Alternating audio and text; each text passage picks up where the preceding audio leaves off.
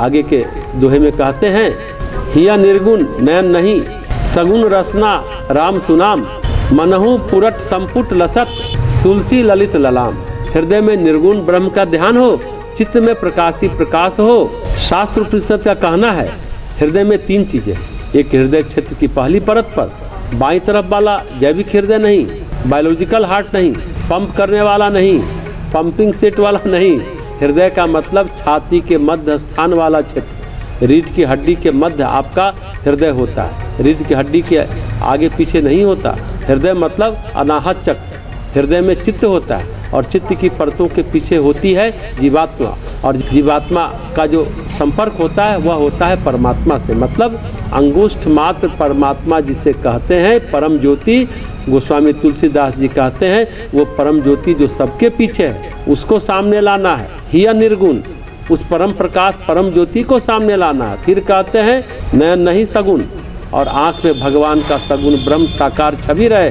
रसना नाम सुनाम, यानी रसना यानी जीभ में भगवान का नाम रहे। हृदय में निर्गुण ब्रह्म का ध्यान रहे। नेत्रों के सामने प्रथम 3 दोहों में कथित सगुण स्वरूप की सुंदर झांकी, और जीभ से सुंदर राम नाम का जप करना। तुलसीदास जी कहते हैं यह ऐसा है मानो सोने की सुंदर डिबिया में मनोहर रत्न सुशोभित हो। श्री गोसाई जी के मत से राम का नाम निर्गुण ब्रह्म और सगुण ब्रह्म दोनों से बड़ा है। मोरे मत बर नाम दुहते, नाम की इसी महिमा को लक्ष्य में रखकर यहाँ नाम को रत्न कहा गया, तथा निर्गुण ब्रह्म और सगुण भगवान को उस अमूल्य रत्न को सुरक्षित करने के लिए सोने का संपुट यानी डिबिया के नीचे ऊपर के भाग को बताया गया। डिबिया के नीचे का भाग है हृदय जिसमें निर्गुण का प्रकाश छाया हुआ है, और डिबिया में रखने की जगह है जीभ जिसमें राम नाम है, और डिबिया का ऊपर भाग नयनों में सगुण ब्रह्म का ध्यान। तो निर्गुण ब्रह्म सगुण ब्रह्म के बीच में उनका नाम सुशोभित है, जो निर्गुण और सगुण दोनों का प्रकाश आपकी चेतना में उड़ेलता है। नयन आपका ऊपर का कपाट हुआ, हृदय आपके नीचे का कपाट हुआ। नीचे निर्गुण ब्रह्म की परत है, ऊपर सगुण ब्रह्म की परत है, बीच में आपका राम नाम।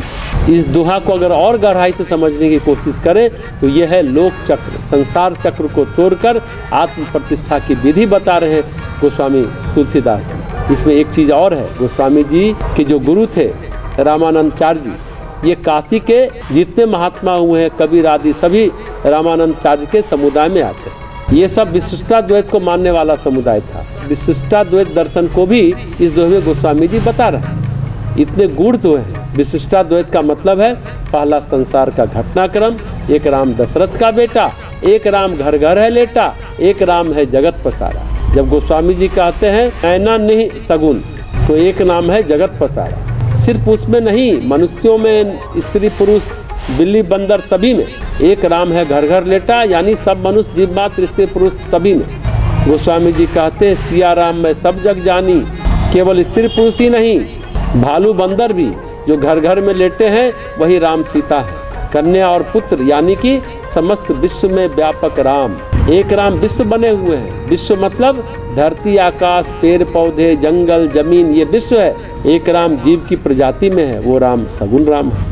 और जगत पसारा और जगत में व्याप्त राम है, वो निर्गुण राम है। निर्गुण राम और सगुण राम दोनों बाहर हैं। एक राम घर घर में लेटा, आगे है एक राम सब जग से न्यारे। राम जो जग से न्यारे हैं, जो जग उपजाया वही राम हृदय में अंगुष्ठ मात्र ज्योति रूप में है। इनके दर्शन हो जाए तो आध्यात्मिक जीवन के कपाट खुल जाते हैं, फिर कुछ पूछने की जरूरत नहीं रह जाती, सभी प्रश्नों का हल मिल जाता है। तो विशिष्ट स्थिति में अद्वैत और सामान्य स्थिति में द्वैत। जब समाधि में गए तो अद्वैत।